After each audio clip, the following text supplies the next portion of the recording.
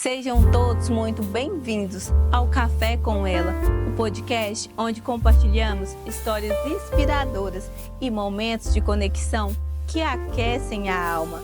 Hoje, a nossa convidada é Sandra Siqueira, uma educadora apaixonada e diretora do Colégio Professor Jobim, uma instituição que há mais de 34 anos transforma vidas por meio da educação.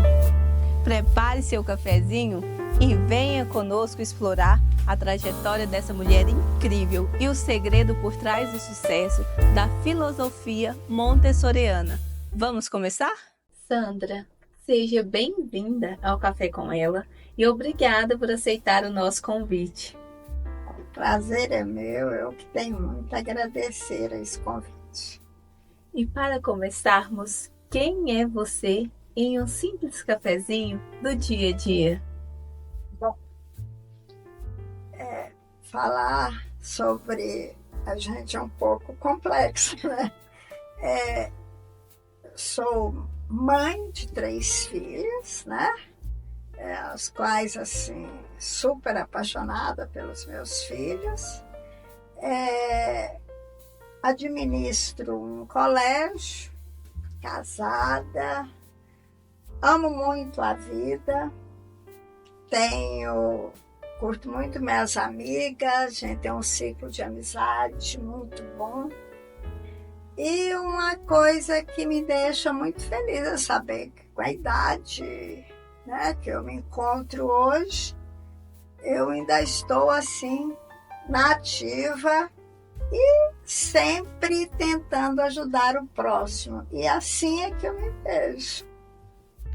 Você começou como professora em 1978 e quais foram os maiores aprendizados dessa fase inicial? O início sempre é muito difícil, né? Comecei minha vida profissional em Rio Verde, que eu morava lá. Tive pessoas maravilhosas que me deram a mão para chegar onde eu cheguei hoje como professora. Eu tive muitas pessoas que me ajudaram, às quais eu sou muito grata. Na época, uma coisa que me impressionou muito foi ser alfabetizadora. Eu aprendi com uma pessoa incrível, que até hoje somos amigas. Ela que me ensinou a alfabetizar. E na época eu peguei também, eu alfabetizei, fui professora da Mobral.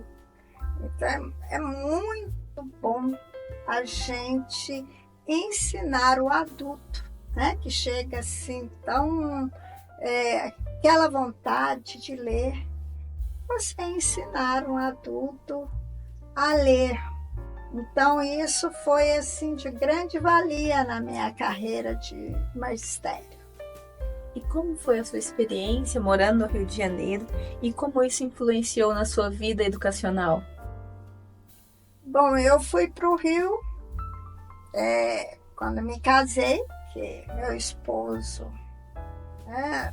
essa união até hoje estamos aí juntos, unidos, é meu braço direito. Morava em Rio Verde, eu conheci, fui morar no Rio. E, como diz, eu já era professora, já tinha minha formação, já tinha especialização.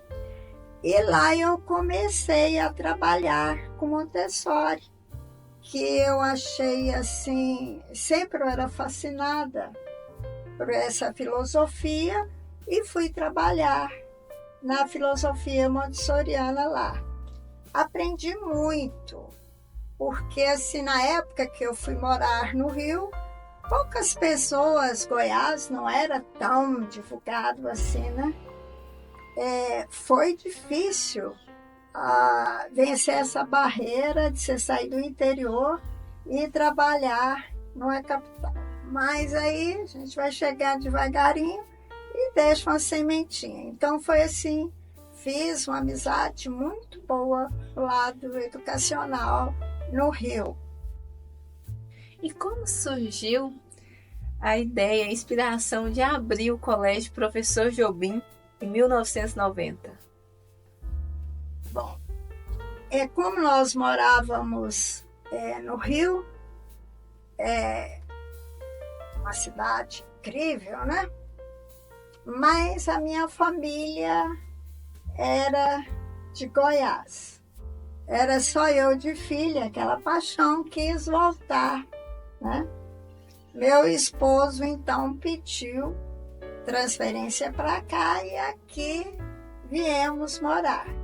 Não tinha nenhum objetivo de chegar aqui e montar a escola. Então, chegando a Jataí, a gente tinha um ciclo de amigos muito bons,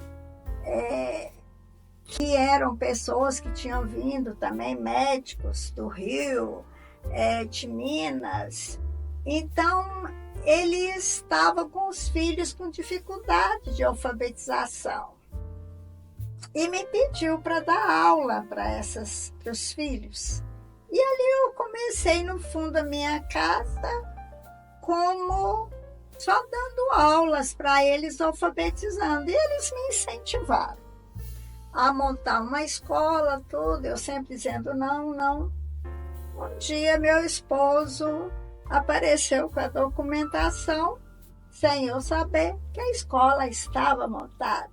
Mas não foi com o nome de Colégio Professor Jobim.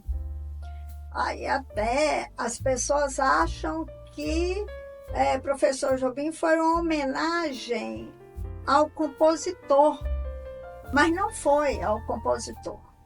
Foi ao meu sogro, que a família Jobim, uma família única, né? São parentes, sim, do compositor, mas foi uma homenagem ao meu sogro, porque ele era concertista de piano, professor de música e engenheiro. Então, meu esposo quis fazer uma homenagem ao pai dele, mas o nome começou Cantinho da Ternura. Aí, quando partimos para o Fundamental 1, você tem que deixar o lado infantil e ter, que é uma exigência, né, da secretaria, colocamos professor Jobim. Então, assim, estamos ali até hoje, né, a escola fazer 35 anos, e é uma realização enorme.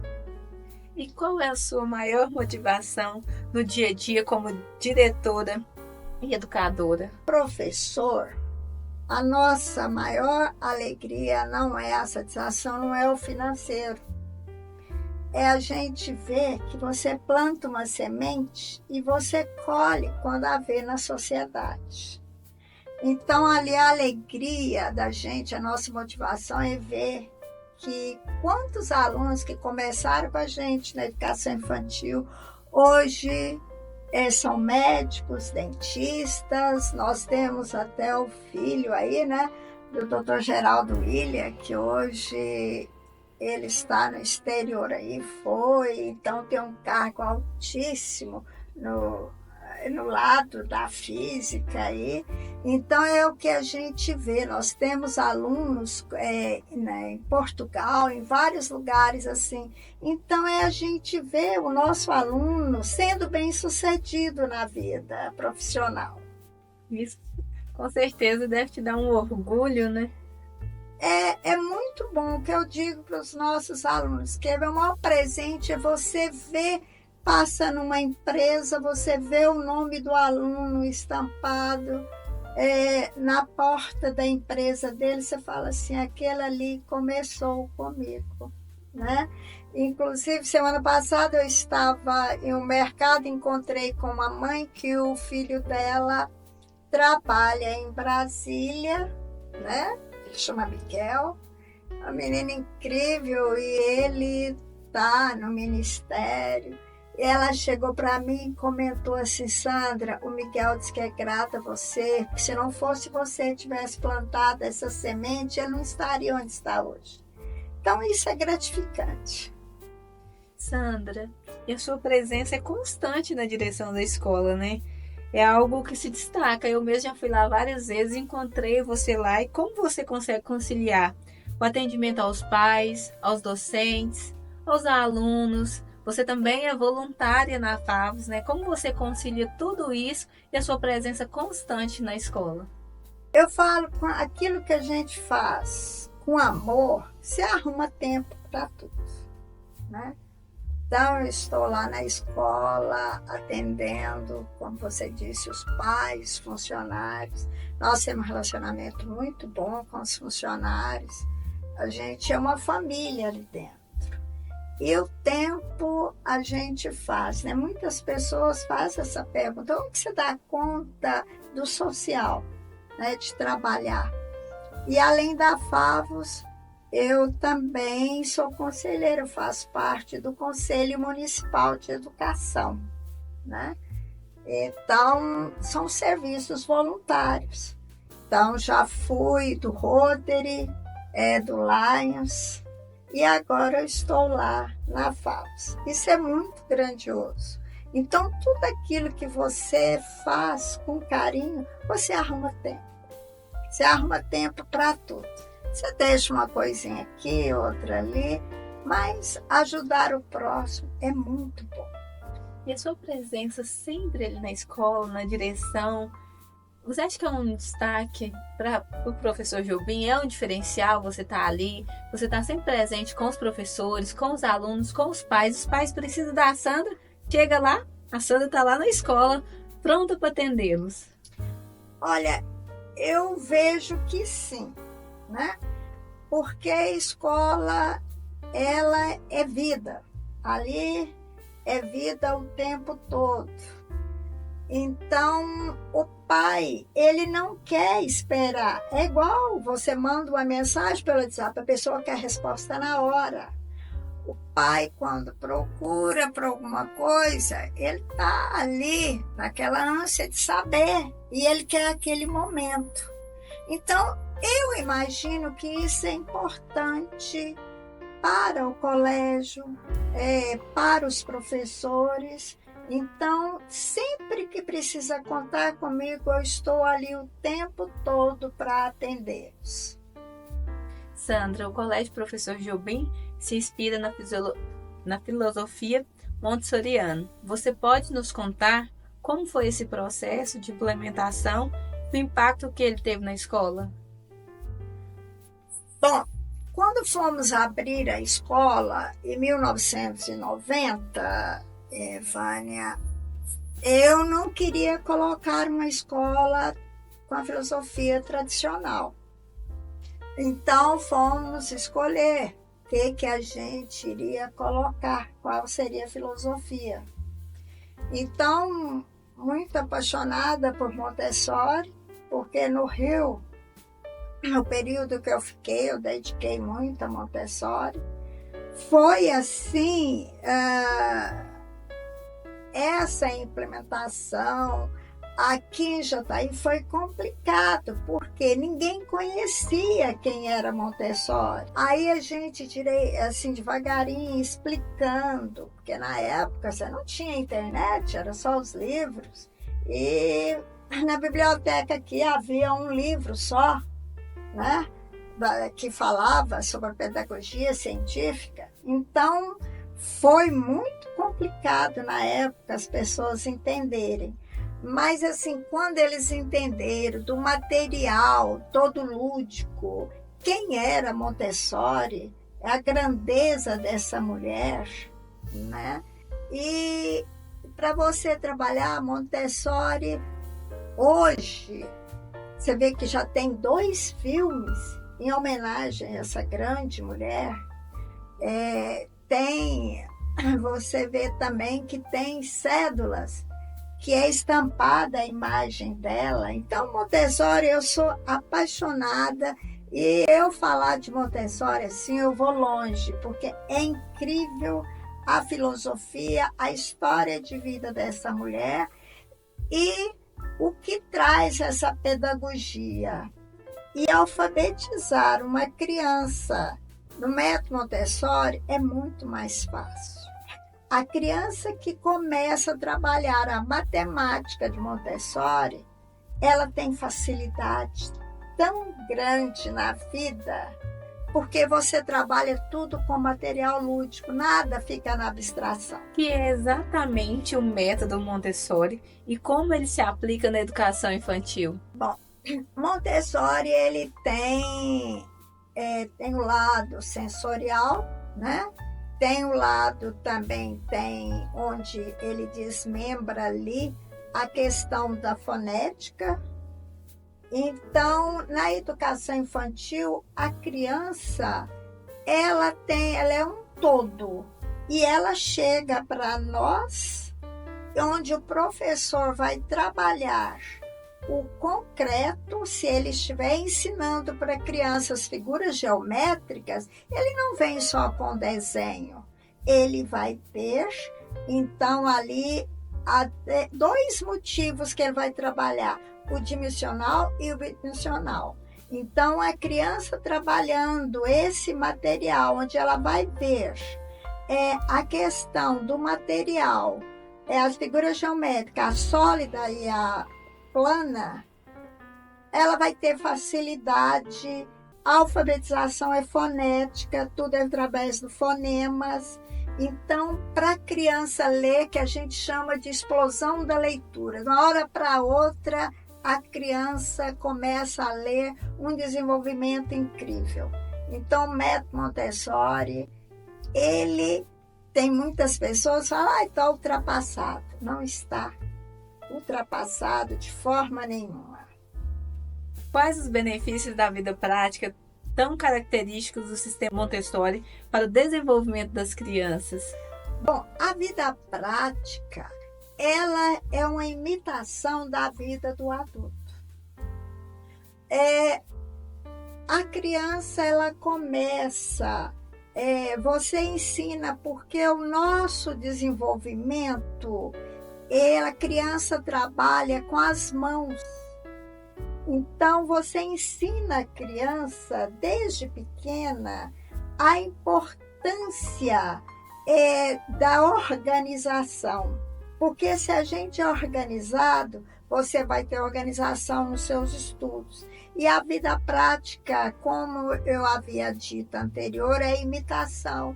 A criança, ela no lanche, ela termina de lanchar, ela tem que guardar o seu lanche, subir no banquinho e lavar o seu copo que ela usou. E onde que é trabalhada a economia da água e do sabão. Então, por mais que a família tenha dinheiro, mas isso aí é ensinado, que se você colocar o excesso, para tirar é complicado. Então, tem eles a alimentação, tem um dia que eles fazem salada, eles limpam a sala.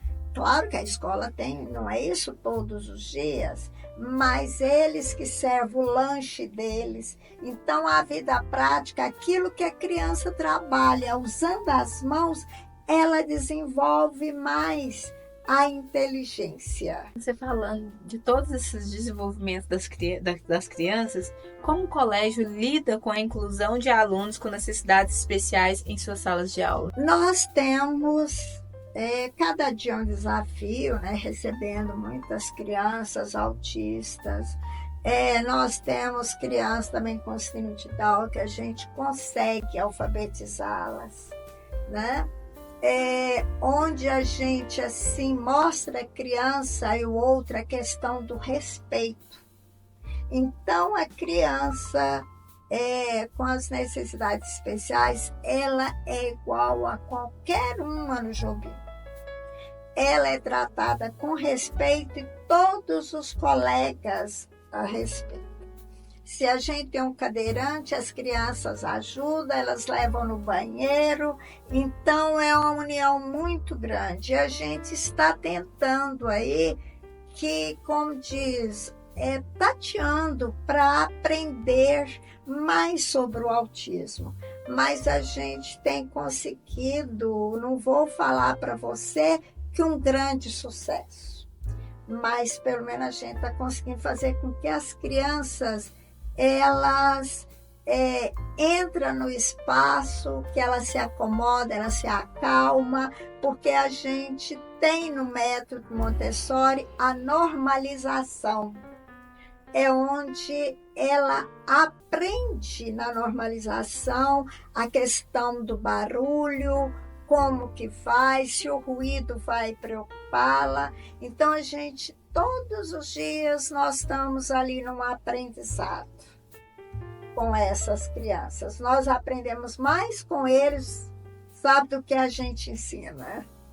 Parabéns, Sandra, por manter uma escola, né, tão inclusiva, pensar nas crianças que precisam, né, desse carinho, dessa atenção especial. Turmas pequenas são um diferencial no Colégio Professor Jobim. Por que você acredita que isso melhora o atendimento aos alunos? Sim, é porque nós trabalhamos no máximo 15 crianças por sala. Por quê? Para poder a gente dar uma atenção individualizada. Para o professor saber o nome do aluno, para ter aquele relacionamento muito bom entre aluno e professor, para a professora saber qual é a dificuldade de cada criança e poder saná-las. Então, assim, não adianta você ter número, você precisa ter qualidade. E o Colégio Professor Jobim, a gente tem. Isso, o financeiro é um problema. Com salas pequenas, você não tem aquela renda boa. Mas você forma pessoas de uma capacidade enorme. Você mencionou que o colégio oferece assistência individualizada aos alunos, principalmente no caso da alfabetização. Pode nos contar como essa abordagem personalizada faz a diferença na vida dessas crianças? Ah, sim. Olha, você vê, as crianças do Jardim 2, nossos alunos agora, semana que vem é a formatura deles. Eles já estão lendo, eles leem tudo já. Então, isso é o quê? É a quantidade de alunos que a professora trabalha o material que a gente chama de alfabetário o tempo todo com eles. Então, eles não levam dificuldades para casa. E a gente sempre pede aos pais para não ensiná-los em casa, porque a escola tem uma forma. E tem muitos pais que pedem para a gente ensiná-los como que a gente alfabetiza. E mesmo assim a gente pede para não ter aquele atrito, que a criança chega e fala para o pai, não é assim, você não sabe. Então, para o pai ter um relacionamento bom para o filho, a gente pede para não ajudar. Então, salas pequenas, a gente tem sucesso na alfabetização. Os nossos alunos, eles são muito bem alfabetizados, sabe? Então, a gente tem aluno que vai para o ensino médio, a questão de redação, eles saem muito bem, porque eles tiveram um alicerce, sabe? Que é a nossa alfabetização. Sandra, sabemos que o Colégio Professor Jobim está sempre inovando. E o que podemos esperar de novidade para 2025? 2025, quando está na porta, né? A gente está aí planejando bastante novidades, tanto para os professores quanto os pais e alunos. A gente vai passar por uma reforma durante este mês agora, né? Os professores entram de recesso. Quando eles retornarem para o nosso planejamento, teremos várias inovações no colégio. A gente sempre está em contato com as escolas no Rio, né, montessorianas, onde a gente sempre está pedindo sugestões, o que a gente pode trazer de novidades. Mas, assim, nós vamos ter bastante novidades aí. Nós não vamos ser uma escola bilíngue, mas a gente vai ter uma novidade aí que a gente não vai contar, porque bilíngue para mim é outra, né, coisa. É uma outra língua que os meninos vão aprender o ano que vem. Então, a gente está aí com bastante novidade. Como você enxerga o futuro da educação na nossa região? Olha, eu vejo que já está aí, ele sempre as escolas em Jataí, tanto as escolas privadas quanto as escolas estaduais, municipais, sempre trazendo algo novo aí para inovação. As nossas escolas, como nós na rede privada, cada escola trazendo algo novo para a sua entidade, mas eu vejo que a gente não deixa nada a desejar aos grandes centros.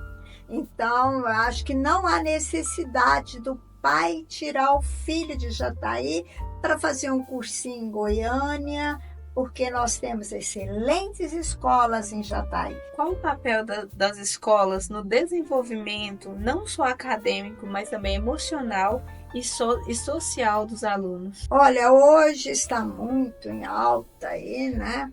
Trabalhar o emocional, socioemocional das crianças. Nós, na qualidade de Jobim, né, de escola, a gente tem sempre feito com os professores cursos para trabalhar, porque a gente vê que as crianças, elas estão com o emocional muito abalado. Então a gente vê que está precisando muito da presença mais dos pais, que os pais tiram no domingo para ficar com seus filhos. E o celular está prejudicando muito. O celular está deixando muito a questão família, né?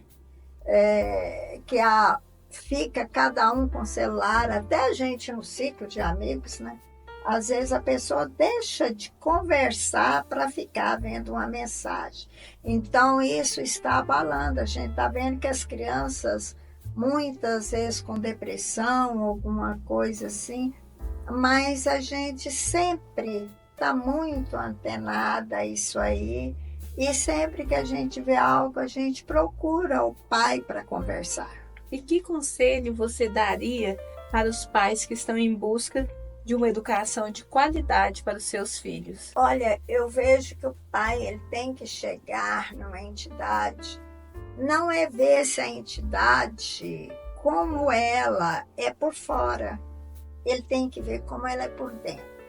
Primeira coisa que ele tem que ver é olhar como que a escola, o seu planejamento, como é feito, qual que é a filosofia da escola, o que a escola segue, como que é a questão da disciplina naquela escola, como que é o relacionamento, né? As crianças, eu falo assim, nós lá no Jobim, a gente sempre no método Montessori fala, a criança tem que ter uma liberdade, mas com responsabilidade. Se ela não fez a tarefa agora porque ela não quer fazer, a gente não insiste. Mas ela tem que saber que até no final da semana ela tem que entregar.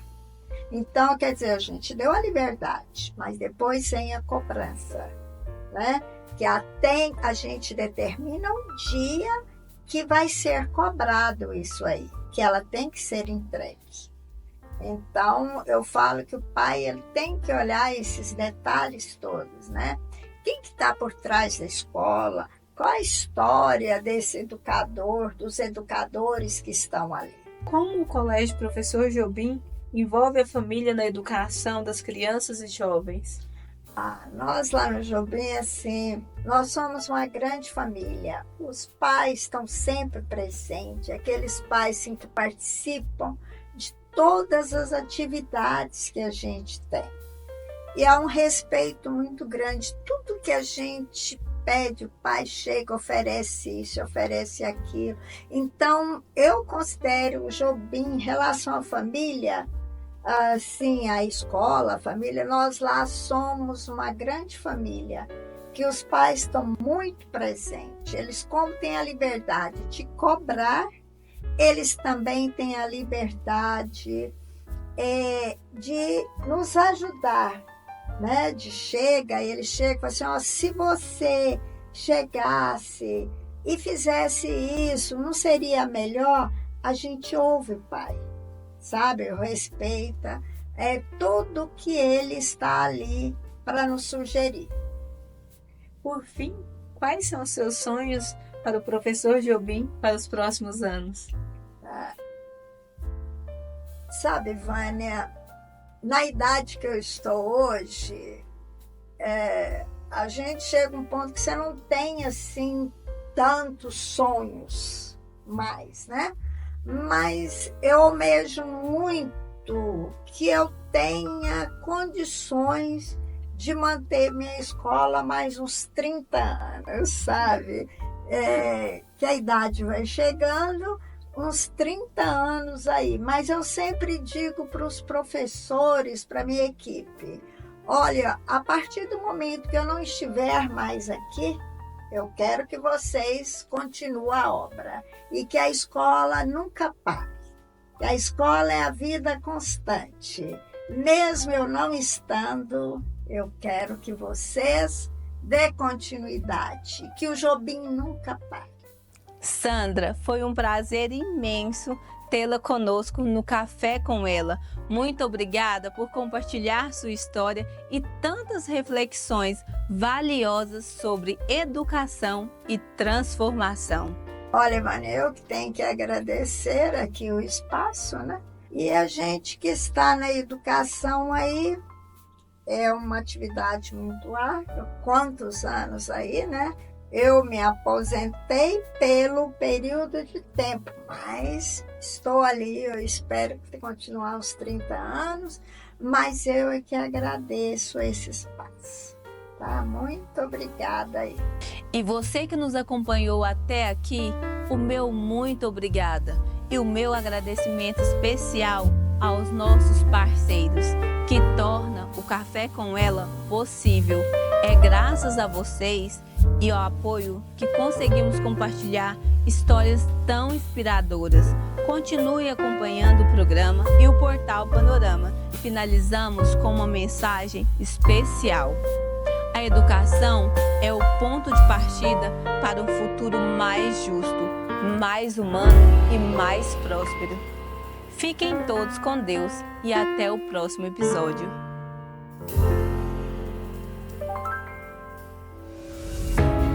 Café com Ela. Quem é você em um simples cafezinho do dia a dia? Apresentação: Vânia Santana.